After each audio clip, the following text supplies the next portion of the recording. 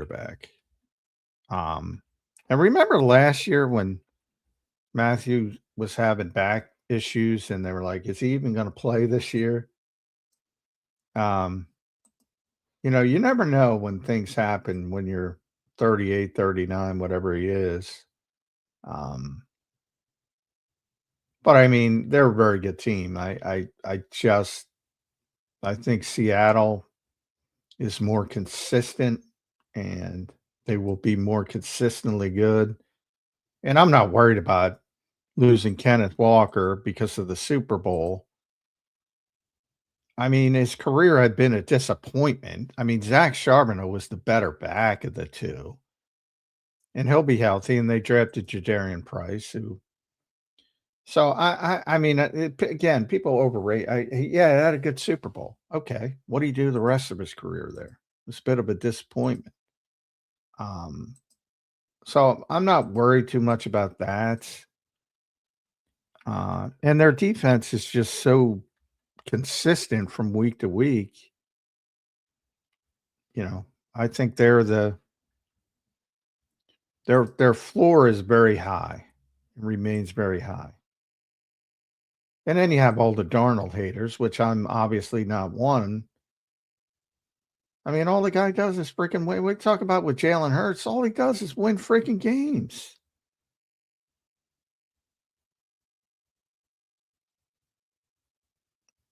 I do think it's fair. I mean, people give Jalen a lot of credit for the winning record, and they say they don't care about the stats. Well, that's fine, but he's got good stats, by the way, on top of it. He does.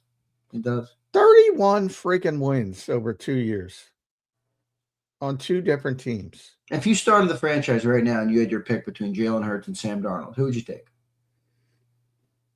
Neither. Not the question, J-Man. That's a good question. Who would I say? I mean, I would prefer to play a different style of offense so people are going to take this the wrong way. I would take Sam. It's easier to build an offense around Sam.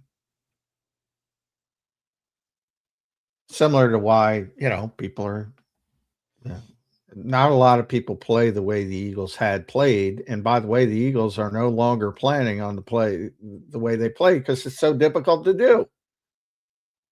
I mean, in a lot of ways, they're validating my point. They don't want to play that way anymore. They've come to that conclusion. So I think it would be, I'm building a team from scratch. I think it would be easier to build around Sam. That's why I would lean towards Sam. All right, fair enough. All right, John, anything else stick out here in the South? Will any team in the South get to a winning record this year? I don't know. I got the Saints winning the South, John.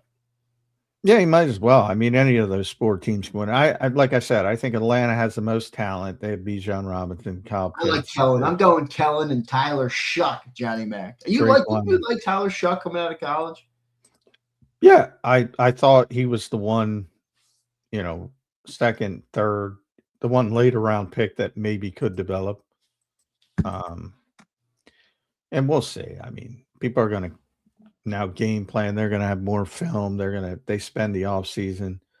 I'm taking Atlanta just because they have the most talent and hopefully one of the quarterbacks can not screw it up. Boy, I'd love to see them with a big time quarterback.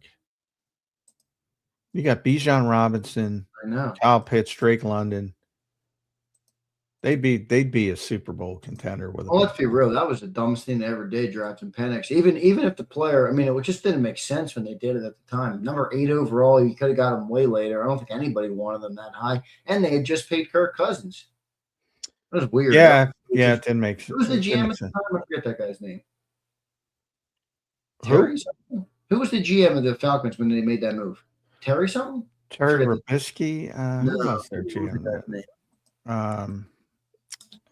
Falcons GM who drafted Penix. Yeah, Terry Fontenot. That's it. Terry Fontenot, yeah. Yeah, remember there's the video of him talking to Arthur Blank right after they made the pick, and Arthur Blank's like looking at him.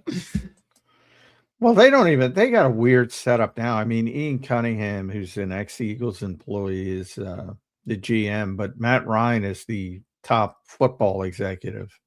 So they got a weird, Arthur Blank hasn't been the greatest owner in the world. They've had a weird setup, and they continue to have a weird setup.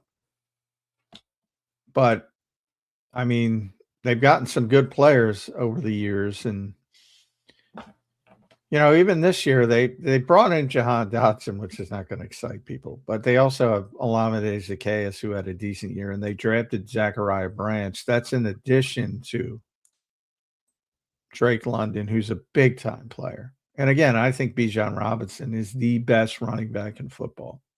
Wow, you got Number one. Number one. Number one. Okay. Because I think he's capable of handling more than Jahmyr Gibbs from just a volume standpoint. Obviously, I don't like the quarterback situation. You got Pitts and Austin Hooper, so they can do things there. And defensively, I mean, it's a work in progress, and they have that lunatic pass rusher who's probably not going to play. And he's a good pass rusher, but I don't know what's going on with him from a legal standpoint. So they still need some work to do on defense. But in that division, man, if you get competent quarterback play, you're going to win 9 games and win the division. And it'll probably go back to being Tampa. But now I think Tyler Shuck's going to have a bit more trouble this year because people are going to adjust. That's what they do with young quarterbacks. And now they know what he does well, and they're going to make things difficult for him, in my opinion. Yeah, well, we'll see what happens. All right, good stuff in the NFC. Overall, I think there's going to be some good stuff happening in the NFC this year. The North still looks really good to me. I almost feel like all those teams could be good. I think Chicago does take a step back, but you pointed out Detroit. Minnesota is interesting because they won 9 games with JJ, McStiff and Carson Wentz. Carson Wentz. Now they got at least Kyler Murray who can play a little bit.